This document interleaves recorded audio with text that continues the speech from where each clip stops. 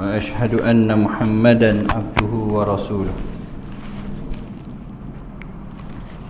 سبحانك لا علم لنا إلا ما علمتنا إنك أنت العليم الحكيم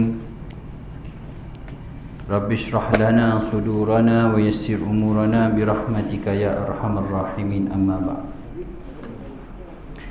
السلام عليكم ورحمة الله تعالى وبركاته. Alhamdulillah summa alhamdulillah, syukur kita kepada Allah Subhanahu wa taala kerana kita pada malam ini dapat sama-sama kita meneruskan lagi kuliah bulanan kita, sebulan 2 kali. Kebetulan bulan ini 5 minggu, jadi insya-Allah dan lagilah, insya-Allah dan lagi sekali.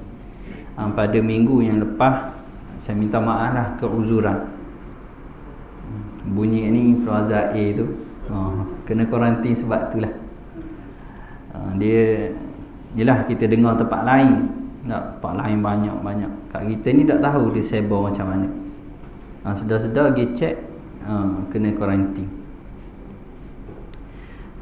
Dia tak buat macam COVID tu sebab hak influenza A ni dia ada vaksin dah, dia ada ubat dia. Jadi insya-Allah dengan ikhtiar demikian, sebab tu Allah beri sembuh.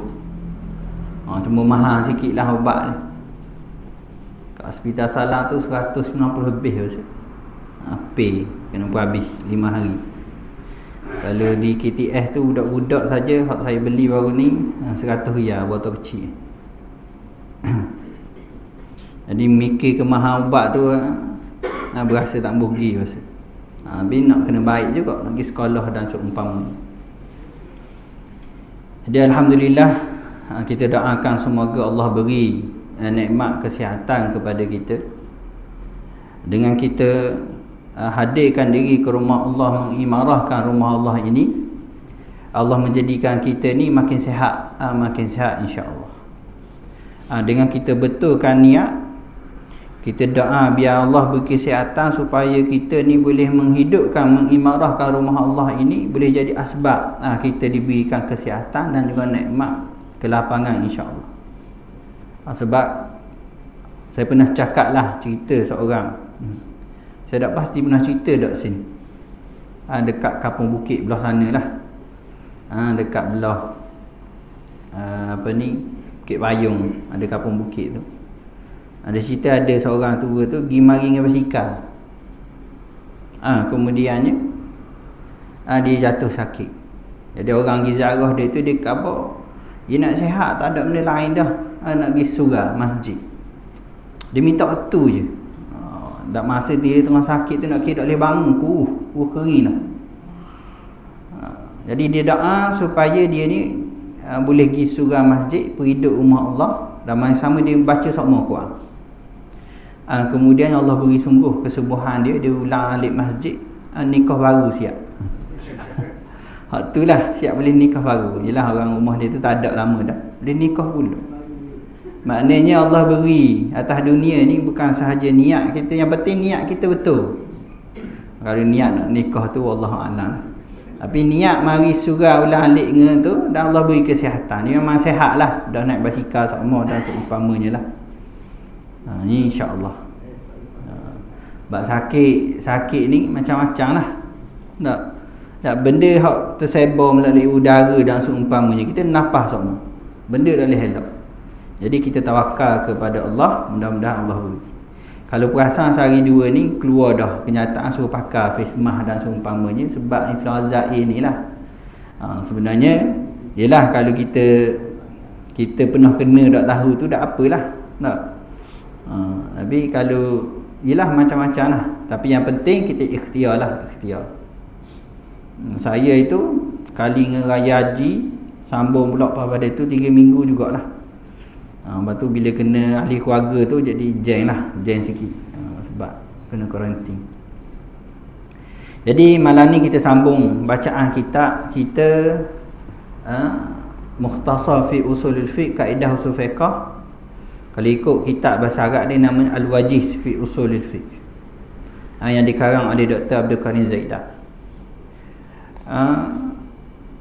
Dia, kalau kita tengok dalam kitab Dr. Abdul Karim Zaidah ni, memang ada kata pengantar daripada Dr. Wabah Zuhaili. Dr. Wabah Zuhaili ni dia terkenal dengan sama ada Fiqh Islami wa Adillatuh, dan satu lagi Tafsir Al-Munir, yang menggabungkan pelbagai tafsir dan juga pelbagai pandangan fiqh dalam kitab Fiqh Islami wa Adillatuh tu, dan juga tu dengan kata lain semua ulama syariah lah. Jadi kita masuk dah, kita bincang usul fiqh. Kalau kita perasan di sana kita pernah dengar orang bincang pasal maqasid, tak? Ilmu maqasid syar'iyah. Jadi maqasid ni mana letaknya? Dia setengah kitab usul fiqh dia letak bawah usul fiqh lah. Ada yang membincangkan secara berasingan pun ada. Usul fiqh ni maqasidut tasyri' al-ammah. Dan di sana kita pernah dengar juga qawaid. Tak, qawaid ni himpunan kaedah-kaedah. Tak, qawaid. Dia ada qawaid usuliyah, juga bawah usul fiqh. Dia ada qawaid fiqhiyah. Saya sebut ni sebab biasa orang sebut qawaid fiqhiyah. Qawaid fiqhiyah ni benda-benda yang sama ada melibatkan benda umum. Contoh ad-darurah tubihu mahzurah. Darurat mengharuskan benda yang dilarang. Contohnya ketika mana kita dalam keadaan nak mati kalau tak makan, melainkan depan kita ada khinzir sebagai contoh. Jadi khinzir ni dilarang makan, tapi ketika darurat dibenarkan makan dengan qada dia untuk menyambung nyawa sahaja. Tak?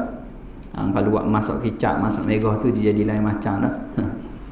Mana makan, mana kalau bakar saja ke, rebus saja ke, macam mana, tapi sekadar untuk menyelamatkan nyawa. Tu dipanggil kaedah fiqh. Banyak lagi lah kaedah fiqh ni melibatkan kalau mudarat tu ada kena hilangkan. Dia ada banyak kaedah-kaedah fiqh. Tapi di sana ada kaedah dipanggil qawaid usuliyah, kaedah usul fiqh. Kaedah usul fiqh ni mudah kata kalau kita pergi hospital, klinik tu, ahli farmasi tu, tak, ahli farmasi tu tahu kerana nak bancuh ubat. Contohlah, kita tahu kerana nak beli ubat. Ubat demam ni, kalau demam, batuk, semua kena ada 3 benda. Contoh, pergi farmasi. Tapi ada setengah ubat tu macam hak untuk influenza A, budak-budak tu dia kena bancuh dulu, hak jenis cecair kena bancuh kat setengah jam kat asal itu. Guna mesin tu. Jadi kaedah nak bancuh ke, nak sukat ke apa tu, biasa ahli farmasi tahu. Begitu juga dalam bab kaedah-kaedah usul fiqh ni, biasa ulama ni dia kena mahir benda ni, qawaid usuli. Jadi malam ni kita dah masuk tajuk yang agak kita sebut, dia sebenarnya antara bab berat lah dalam usul fiqh. Kita dah masuk kaedah-kaedah istinbat. Tak, kaedah-kaedah istinbat hukum.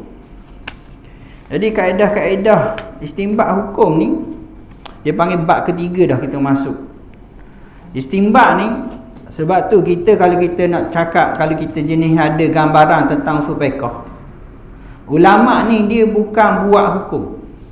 Saya sebut sekali lagi, ulama bukan kerja dia buat hukum. Kerja dia adalah mengeluarkan hukum.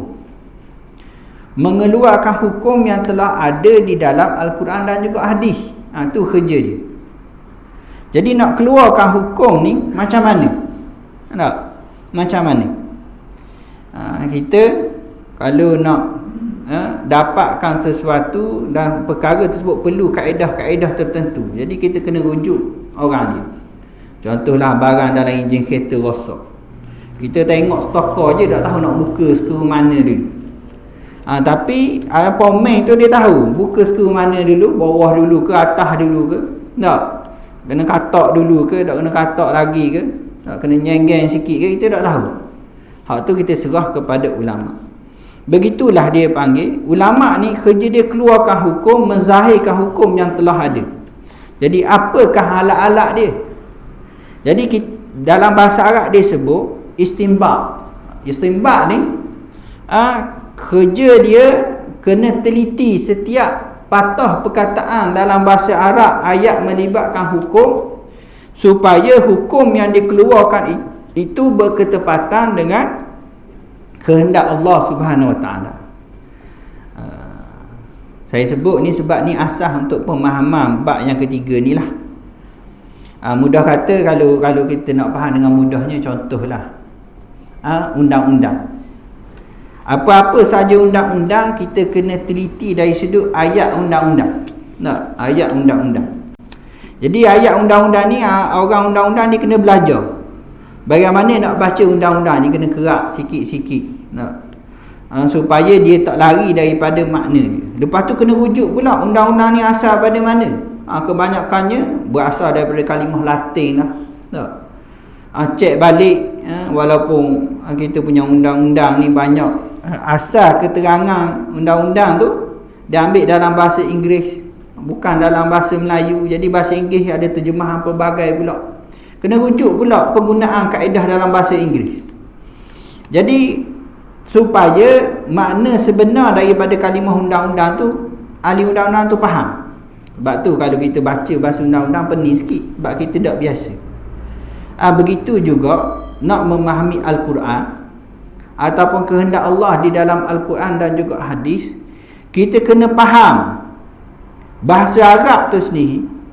Bahasa Arab pula disebut sebagai bahasa yang paling kaya perkataan ni. Maknanya kita mungkin kalau buat bilang kira-kira berapa puluh ribu patah perkataan je ada dalam bahasa Melayu. Tapi pergi kat bahasa Arab lagi banyak perkataan. Menyebabkan pada ulama ni kena pilih perkataan yang paling tepat dengan makna ayat tersebut. Contoh yang mudah lah. Dalam bahasa Arab bila sebut ain, ainun ni kalau kita terjemah kat Melayu je disebut mata. Ainun mata kat sekolah. Tapi bila buka kamus bahasa Arab ke bahasa Arab, ainun tu rasa kalau silap sampai 7-8 muka lah maksud ainun. Ainun itu dia akan rujuk kepada mata air juga. Maksud asal dia adalah mata air, punca mata air, ainun.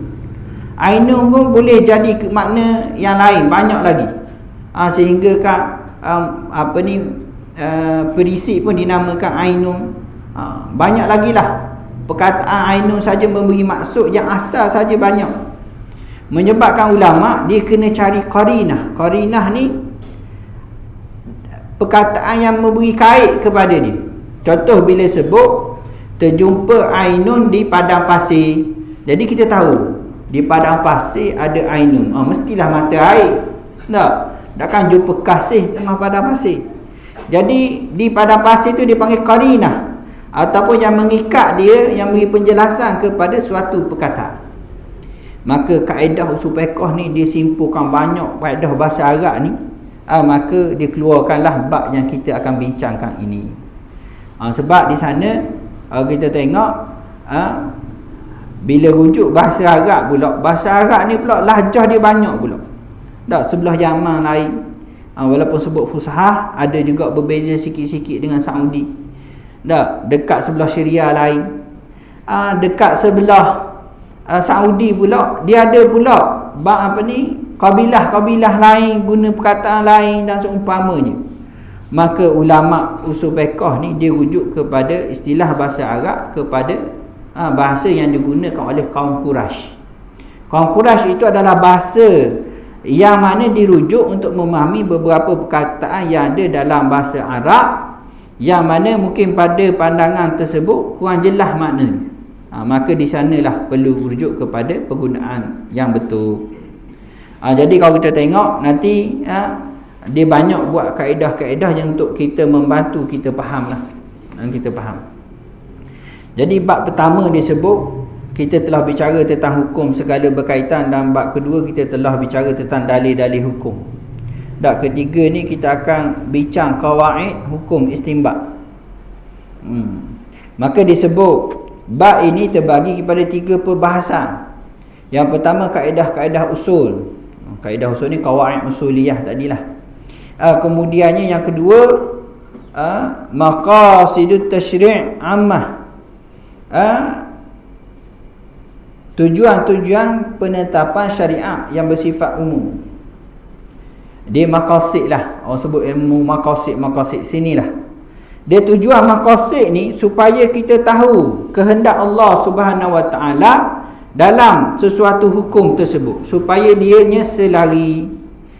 Dia dalam bab ni memang kena alim sungguh. Sebab ada orang menjadikan Islam ini dilihat buruk, sedangkan benda tu baik.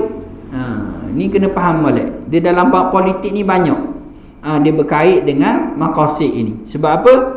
Sebab dia melibatkan bagaimana pengamalan sebuah kerajaan dalam menetapkan suatu hukum dan seumpamanya. Contoh. Sayyidina Umar menangguhkan hukuman potong tangan bila masuk musim kemarau, musim masa tu makanan dan juga orang susah dalam keadaan memerlukan makanan, kebuluran dan seumpamanya, yang menyebabkan rakyat sebahagiannya ada yang disebut terpaksa mencuri, walaupun hukum dia tetap kena takzir, tapi ditangguhkan hukum dipotong tangan. Sedangkan potong tangan tu hukum apa? Hukum hudud. Tak, haddus sariqah. Hudud dalam bab mencuri wajib potong tangan kalau cukup nisab. Cukup syarat dia. Tapi disebabkan melihat kepada maqasid ni, tujuan dijadikan hukum tadi adalah untuk memelihara daripada orang mencuri, dengan syarat tak ada sebab kebuluran dan juga seumpamanya. Tapi bila ada sebab tu, gugur hukum tu, dia berpindah kepada hukum takzir. Jadi nak faham benda tu memerlukan kepada ilmu maqasid. Sebab boleh jadi kalau orang tak faham, dia khabar Sayyidina Umar dulu pun tinggal hukum hudud. Kalau disebut gitu, maknanya dia tak faham hukum maqasid.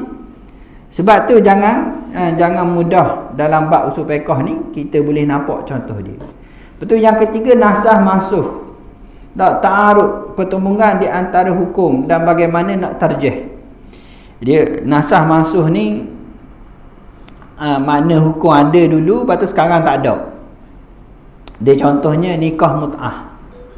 Nikah mut'ah ni yang menjadi akidah dalam Syiah. Nikah mut'ah ni mudah kata bertempoh dan juga dia adalah syarat dia macam kahwin, cumanya ada kontrak, ada tempoh. Aku nak nikah sehari. Aku nak nikah sehari.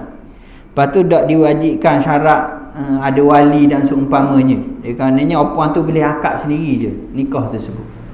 Kalau dalam bahasa kasarnya super macam ambil pelacur. Tapi kita lihat pada peringkat awalnya Islam membenarkan nikah mut'ah. Kemudian diharamkan. Kemudian dibenarkan. Sebab peringkat awal Islam itu orang pergi perang dan seumpamanya, mereka ni sebenarnya terdedah nak melakukan zina. Jadi ketika awal tu adalah berlaku. Sehingga kan pada ketika khutbah wada', Nabi sebut dahulunya dibenarkan mut'ah, sekarang tidak dibenarkan dah ilal abad. Maknanya sampai bila-bila. Jadi hukum nikah mut'ah telah dinasahkan sejak daripada perang sejak daripada khutbah Hujjatul Wada'. Dah rugi hari tu. Tak berasa nikah mut'ah. Jangan. Ini kerana apa yang dibuat tu semua ada maqasid dia, supaya kita ni tak disebut sebagai orang yang mempermainkan hukum Allah Subhanahu Wa Taala. Sebab tu masa zaman persyariatan dia ada hukum hakam khusus. Ada lagi beberapa hukum yang lain, tu contoh yang mudah lah. Bab kahwin mudah kita nak ingat contoh, insya-Allah. Jadi nasah mansuh. Lepas tu ada juga hukum dilihat bertembung, sebenarnya tak bertembung pun. Sebenarnya tidak bertembung pun. Contohnya Hukum Islam pada peringkat awal dilarang minum arak, tak diharamkan sekaligus lagi. Dilarang minum arak kalau nak semayang. Tu peringkat awal. Tidak boleh minum arak. Kemudiannya bila mana sampai satu peringkat sebut arak ni najis dan diharamkan minum. Jadi proses tersebut, adakah kita sebut mula khabar nak semayang je dah boleh minum arak, lepas tu kedian ni dah boleh minum arak terus, jadi bertembung? Rupanya adalah proses yang mana telah hukum yang awal tu telah dipadamkan, dinasahkan, kemudian kita guna hukum yang terkini. Dalam bab hukum zina pun sama. Hukum zina peringkat awalnya, ayat yang saya bacakan tadilah masa maghrib dia kat pertama, dia cerita tentang orang yang buat zina. Kemudiannya hukuman dia apa? Kurung seumur hidup. Kurung dalam rumah seumur hidup. Tu hukum mula-mula. Termasuklah juga di sana ulama sebut kita boleh hina caci dia. Maknanya kutuk tindakan dia, marah ke dia. Tak, itu pun sejenis hukuman yang ada dalam Islam. Tak, bayangkan hukuman yang dijatuhkan ialah kita marah, caci dan juga cerca tindakan dia, dibenarkan. Itu salah satu hukum lah. Dalam bab mahkamah ni kalau kita cek, ada banyak kok benda-benda yang kita tak suka boleh buat. Contoh hukum sebab. Hukum sebab ni kalau ikut undang-undang negara kita ni, dia ada cara sebab dia lah sampai soyok kulit. Dan bila mana kita tengok dekat Terengganu itu, dia suruh sebab macam sebab yang tidak kuat sangat lah, tapi depan orang itu sejenis bentuk cara sebab. Ada juga hukuman sebab, hakim mahkamah kat negara kita ni buat jatuh hukuman sebab budak sekolah yang disebut. Maknanya adalah rotan dia tebal macam mana dan seumpamanya. Jadi kaedah sebab pun ada macam-macam jenis undang-undang ini. Jadi kalau kita tengok dalam Islam, bila mana hukum awalnya orang zina ni kurung dalam rumah, kemudian kalau dia bertaubat, dia boleh kembali macam biasa. Kemudian mari pula hukum az-zani waz-zaniyatu fajlidu kullu wahidin minhuma mi'ata jaldah. Mari hukum penzina perempuan, penzina lelaki ni kena rotan 100 kali yang bukan muhsan.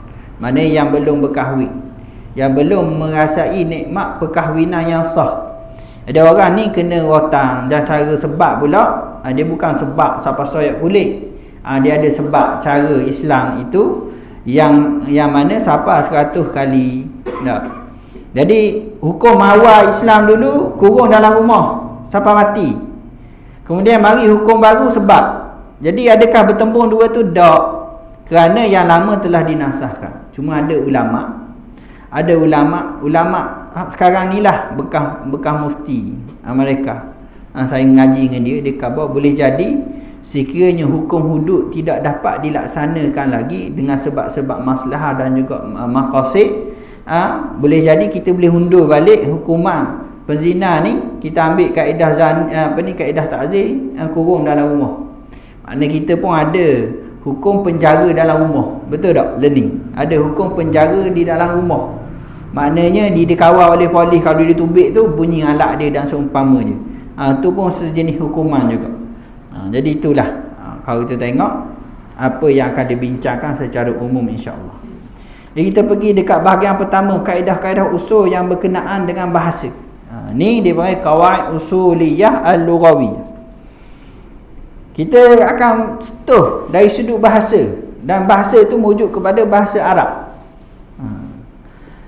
Dia bila kita faham bahasa Arab baru kita boleh keluarkan hukum. Benar kata ulama hendaklah memahami bahasa Arab dengan baik, supaya apa-apa hukum yang dikeluarkan itu selari dengan apa yang ada di dalam Al-Quran dan mengikut kaedah-kaedah bahasa Arab.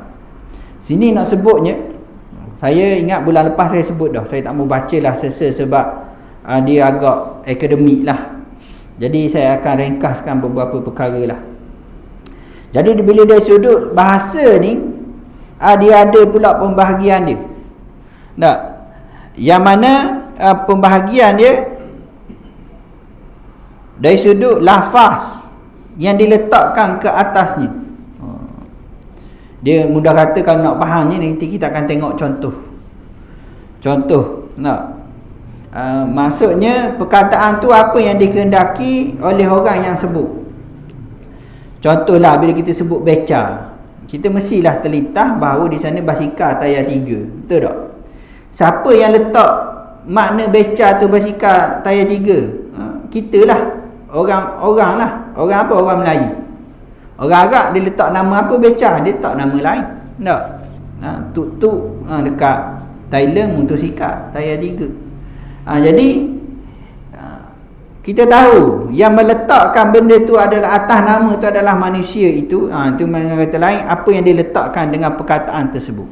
Saya pun nak terang panjang pun nanti kat contoh baru nampak. Yang kedua, dari sudut penggunaan lafaz yang mana ditetapkan untuknya untuk yang lain. Mana gana nak guna perkataan tersebut ataupun pada perkataan yang lain. Hak ni dia ada hakikat dan juga majaz, soreh dan juga kinayah. Ni mudahlah nak faham. Tak, dia ada perkataan hakikat dengan majaz. Majaz ni makna yang lain lah. Tak. Contoh ni kalau kita belajar balarah tu mungkin tak akan nampak. Balarah ni seni bahasa dalam bahasa Arab lah. Tak. Kalau kita sebut singa masuk dah dalam rumah, jadi orang faham lalu siapa singa. Tak. Nak tengok orang rumah dia masuk, dia kabarkan rumah dia singa. Jadi majaz dia bukan singa betul masuk, dia kabarkan orang rumah dia. Ataupun kita sebut dalam surah ni masuk dah singa, jadi ni orang bekeng masuk. Tak. Jadi itu dia panggil majaz. Hakikat dia singa sungguh, tapi kita nak guna perkataan majaz. Apa dia? Yang dikehendaki itu adalah orang yang bekeng macam singa. Tak. Lepas tu dia ada lagi dia sebut sini hak yang kedua ni soreh dan juga kinayah. Tak, soreh dan juga samalah. Soreh ni jelas-jelas sebut. Kalau dalam bab nikah kahwin bab talak tu memang bincang banyak lah. Tak, aku ceraikan kamu dengan talak 1. Jadi jelas soreh. Ni khabar, aku lepaskan kamu dengan 1 je. Jadi dia nak sebut kenapa sebenarnya. Tak. Dia tak sebut perkataan talak. Jadi bila wujud balik niat dia apa? Niat dia nak jatuhkan talak. Jadi jatuhlah talak. Tu dia panggil kinayah. Jadi pembahagian yang ketiga pula dilalah lafaz alal makna. Dia tambah perkataan dilalah. Dari yang ketiga ni sebut dari sudut petunjuk, dilalah. Dia dalam usul fiqh ni dia guna perkataan dilalah. Kita kena faham betul perkataan dilalah, petunjuk ni. Petunjuk ni dilalah ni dalil. Dia contoh yang mudah. Kita balik rumah, kita tengok rumah kita bersepah. Tikar pecah. Kita pun sebut rumah kita masuk curi dah. Sebab apa? Sebab kita tengok rumah bersepah, tikar pecah. Ini memang kerja pencuri. Kita nampak tak pencuri masuk? Tak. Tapi kita nampak dalil pencuri masuk. Dalil tu dia panggil petunjuk. Itu dah dalam usul fiqh dia panggil dilalah. Dilalah. Perkataan dilalah ni pentinglah kalau nak jawab periksa apa dia kena perkataan dilalah lafaz. Dia kena ada. Itu yang keempat. Yang ketiga pun ada dilalah lafaz. Kemudian ni yang keempat kaifiyah dilalah lafaz. Yang keempat ni dari segi tata cara petunjuk lafaz terhadap makna yang digunakan padanya. Hak ni pula dia akan pergi bagaimana nak tengok dalil tadi. Dalil tadi. Tadi kita tengok kalau dilalah tadi macam kita sebut adilah tengok rumah sepah tikar pecah masuk pencuri, dalil dia. Lepas tu kita tengok pula bagaimana kita nak perhatikan dalil. Kita tengok tikar pecah macam mana. Macam mana tikar tu pecah? Dekat bahagian kat buka tu kena kopek. Kena pecah situ. Kena maknanya kaedah orang curi dia pergi cara dekat tempat kunci kita tu. Jadi kaedah tu bagaimana kita perhatikan dalil tu dia adalah bab yang keempat. Nanti kita akan tengok contoh-contoh dia. Kita pergi yang pertama dulu. Yang pertama, fi wada'i al-lafzil lil ma'na. Perbahasan pertama, penetapan lafaz terhadap makna. Hak ni dia bagi kepada 3, khusus, umum dan juga mustarak. Mustarak ni tengah-tengah, khusus dengan umum. Dia bahasa Arab disebut am, khas, mustarak. Dia am, khas, mustarak. Bab apalah kita kena faham bab ni. Dia dalam bab qawaid usul, hak ni antara hak penting sekali kita faham. Qawaid usul. Am dan juga khas dan juga mustarak. Kita pergi dekat yang pertama, khas. Khas ini makna yang khusus untuk dia saja. Kalau sudut istilahnya, dari sudut istilahnya disebut, istilah ni ulama usul lah, makna khas adalah setiap lafaz. Dalam muka surat 268 tu, kat bahagian pertama khas. Makna khas baris yang ke 1, 2, 3, 4 daripada poin bahagian pertama khas tu 260 adalah setiap lafaz yang telah ditetapkan kepada satu makna secara khusus. Dia bab ni kalau ambil contoh senang lalu. Dia bahagi kepada 3 pula. 3 pula bahagi. Tadi dari sudut tu bahagi 3 dah, tajuk besar. Bila pergi kawan usul pula bahagi 4. Jadi hak 4 yang pertama pula bahagi 3. Khas, am, mustarak. Dekat khas pula bahagi 3 pula. Tu kalau kita nak jawab periksa, kita kena buat pecah-pecah gitulah. Tujuan ni kita nak faham betul kalimah dalam bahasa Arab tu ke mana perginya. Jadi yang pertama dia panggil khas saksi. Yang kedua khas jinsi.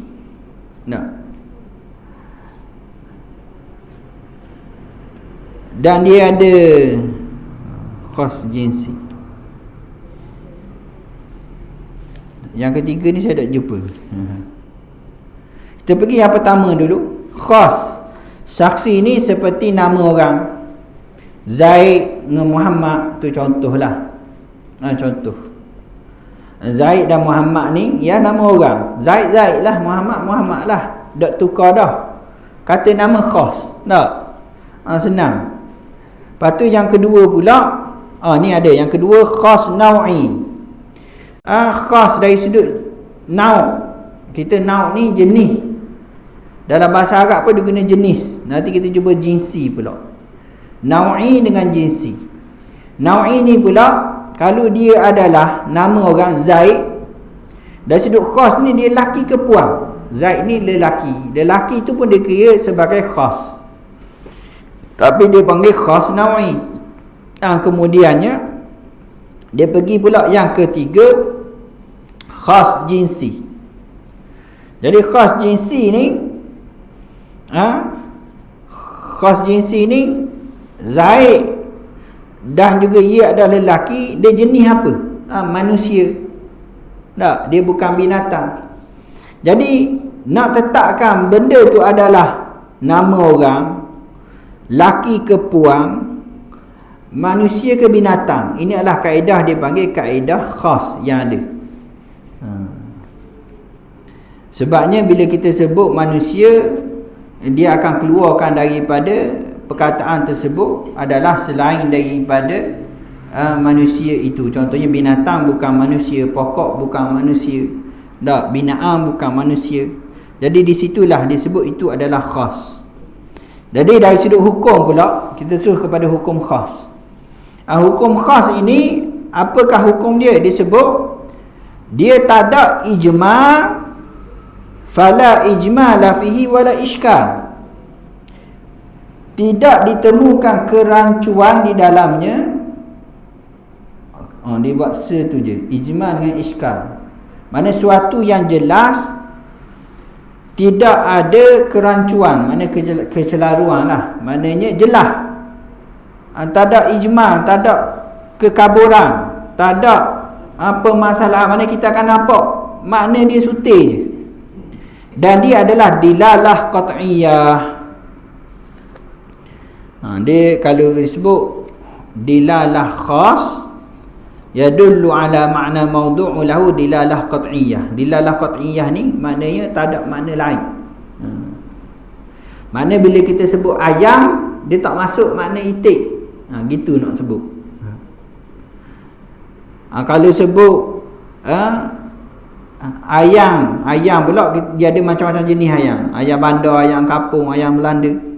Tak, bila kita sebut ayam Belanda, terkeluarlah segala jenis ayam yang lain, tinggal lagi ayam Belanda. Dia bagi contoh. Ni bagi kita masuk pada contoh. Contoh ni, faman lam yajid fasiyamu salasati ayyam.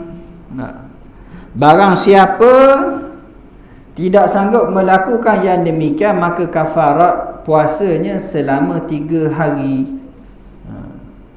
Ni dalam bab orang yang bersumpah. Kalau kita tengok ayat tu balik, la yu'akhizukumullahu billagwi fi aymanikum.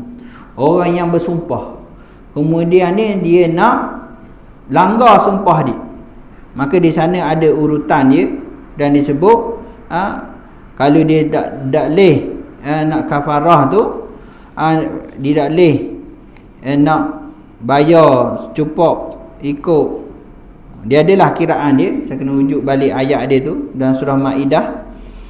Tapi disebut sini, perkataan yang kita tengok ialah perkataan salasah. Salasah tu 3. Soalan saya ni ialah, salasah tu dia maksud dia 3 hari. Ada tak dia beri maksud 4 hari? Ada tak dia beri maksud 2 hari? Jawapan dia tidak. Dia hanya beri maksud 3 hari sahaja. Contoh ni mungkin kurang jelas, tapi kalau nak mudah fahamnya, bila Allah sebut az-zaniyatu waz-zani fajridu kullu wahidin minhuma mi'ata jaldah. Penzina perempuan dan juga penzina lelaki, rotanlah dia ni dengan 100 kali rotan. 100 kali rotan tu, jumlah dia tu dah ditetapkan 100 kali. Boleh tak kita khabar 100 ni nak menunjukkan banyak? Kalaulah banyak, kalau jumlah 50 tu dikira banyak, maknanya makna samalah dengan 100. Boleh tak nak sebut gitu? Dalam bahasa Arab dia ada kaedah demikian. Dia contohnya lah, contoh hadis, dia panggil hadis firak. Hadis firak ni, hadis ni terkenal bila bahas di mana akhir zaman ni umat Nabi Muhammad ni berpecah kepada 73 kumpulan. Tak, hadis ni biasa kita dengar. 72 finnar, 1 je masuk syurga. Ulama bah 72 ni siapa?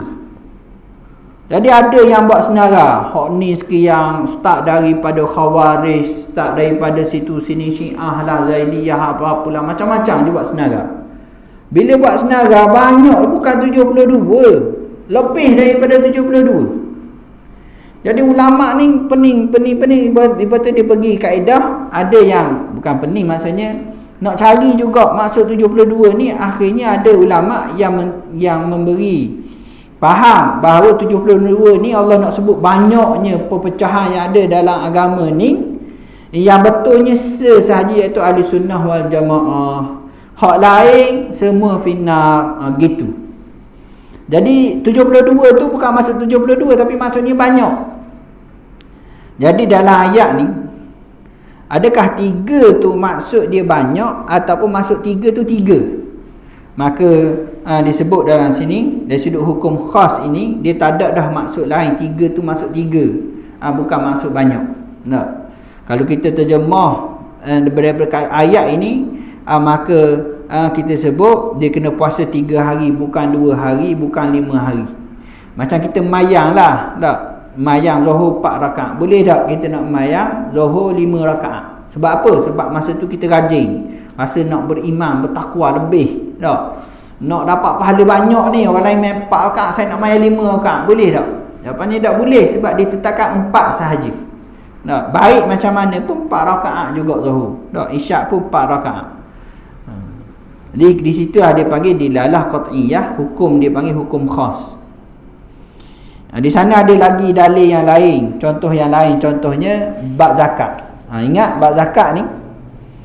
Bab zakat ni dalam kitab kita ni dak bagi contoh bab zakat. Dia bagi contoh ni ada pada muka surat 270 ni, atas tu disebut bab zakat. Fi kulli arba'in syatun. Setiap 40 ekor kambing, seekor kambing, itu zakat kambing. Saya tak tahulah ahli surah kita ni ada tak bela kambing. Kalau bela kambing pun siapa ada 40 ekor. Nak boleh 40 ekor ni makan masa juga. Tak. Jadi 40 ekor ni orang buat side trading sebab apa? Meh mahal. Tak. Mahal. Beli sekejap, beli kuruh, gemuk jual, dapat untung lah sikit. Hak gemuk lemak tu masalah lah. Kalau gemuk daging tak apa. Jadi ada kaedah macam-macam. Paksa tanam pokok lah, ambil tu lah nak cover meh. Jadi dalam dalil ni jelas sebut setiap 40 ekor seekor kambing zakat. Maknanya seekor kambing lah. Kambing tu kena bawa pergi Baitulmal. Tu kaedah zakat. Dalam mazhab Syafi'i kita, bab zakat ni kita memang kena beri. Kalau bab zakat fitrah kena beri berah. Tak, berah mazhab Syafi'i. Tapi fatwa Terengganu pun boleh ditukar kepada nilai dia. Nilai dia dengan duit. Tak. Begitulah juga dalam ayat ni, arba'in syatun ni, 40 ekor kambing, seekor kambing kena bayar zakat. Boleh tak nak tukar dengan nilai dia? Maka sinilah khilaf ni, buah khilaf ni. Ada yang menyatakan ini adalah khas dari sudut jenis, ada khas dari sudut nau', ada khas dari sudut syakhsi. Jadi bila dia keliru kat sini, maka ada pandangan ulama khabar memang tak boleh ganti benda lain dah, ganti kambing juga. Tak, zakat tu dengan bayar kambing juga. Mari mazhab Hanafi dalam bab zakat dia khabar boleh ganti dengan sejenis dia ataupun dengan senilai dia. Jadi apa nilai seekor kambing, maka nilai tersebut dibayarnya zakat kepada Baitulmal. Menggunakan kaedah am dan juga khas yang kita bincangkan ini. Jadi nak faham dalil tu kita kena tahu kaedah bahasa Arab. Sini contoh yang kedua lah. Contoh yang kedua kait dengan am dan juga khas. Ini kita baru masuk khas ni sahaja. Bila pergi kepada contoh yang ketiga, contoh yang ketiga ni mudah lagi faham sebab kait dengan nikah kahwin. Wal mutallaqatu yatarabbasna bi anfusihinna salasata quru. Wanita-wanita yang ditolak hendaklah menahan diri menunggu 3 kali quru. Quru di sini ada 2 pandangan. Pada mazhab Hanafi disebut bahawa haid, 3 kali haid. Maknanya lepas 3 kali haid barulah dia boleh kahwin lain. Tapi mazhab jumhur ataupun Syafi'i khabar 3 kali suci. 3 kali suci. Maknanya haid yang keempat tu baru dia boleh kahwin. Lepas selesai suci. Disebut hujah dalam ni, kalau kita baca hujah ni dia berat kepada hujah Hanafi. Sebab bagaimana Hanafi, mazhab Hanafi ni mentarjihkan pandangan dia. Contoh dia khabar, saya buat ringkasan lah. Contoh dia khabar, kalau sebut 3 kali haid jelas. Kalaulah dia ceraikan masa suci, jadi haid yang pertama dia kira tak, lepas tu suci haid yang kedua dia kira haid yang kedua, suci pula dia kira haid yang ketiga. Sebab talak ni yang sunninya ketika suci. Tak.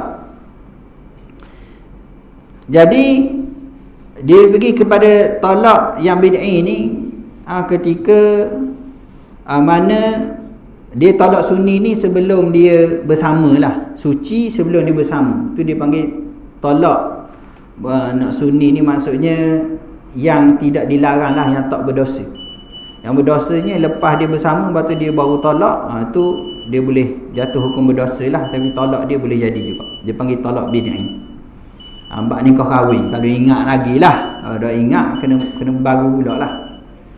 Jadi sini boleh jadi tak, ni mazhab Hanafi lah dia sebut, boleh jadi tak dia jadi 4 kali suci tak, masa dia talak tu suci dah.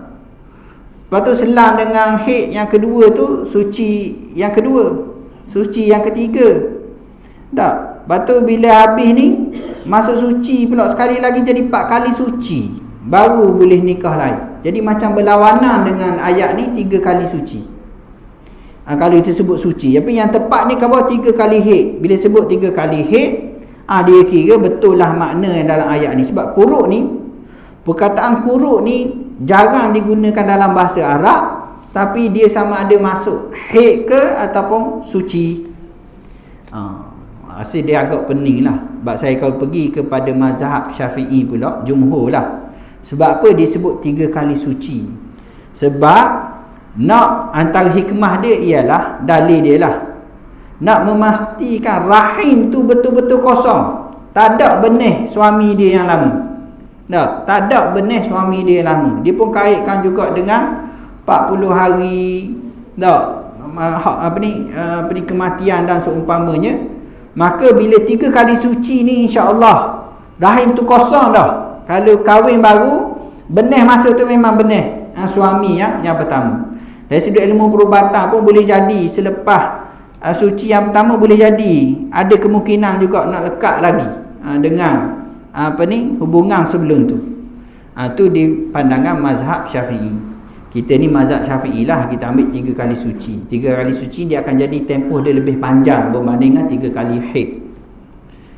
Jadi kalau kita tengok contoh ni, perbahasan dia kaedah usul fiqh dekat am dan juga khas sahaja. Tu baru yang pertama. Kita pergi pada contoh banyak pun tak apa. Kalau nak faham molek, kita boleh buka kitab. Kita akan kena tulis sikit dekat whiteboard tu baru nampak. Dia punya kaedah-kaedah yang ada dalam usul fiqh ni. Jadi setakat itulah untuk malam ni. InsyaAllah minggu depan ada kelapangan dalam kesihatan, InsyaAllah kita akan bersama lagi. Apa yang baik daripada Allah, apa yang kurang tu daripada saya sendiri. Aku qauli hadza wa astaghfirullahal azim li wa lakum. Assalamualaikum warahmatullahi. A'udzubillahi minasyaitonir rajim. Bismillahirrahmanirrahim. Allahumma rzuqna ya rabbi fahman nabiyyin wa hifzal mursalin wa ilhamal malaikati muqarrabin fi afiyati ya arhamar rahimin. Sallallahu ala sayyidina Muhammadin wa ala alihi wa sahbihi wa baraka wa salam.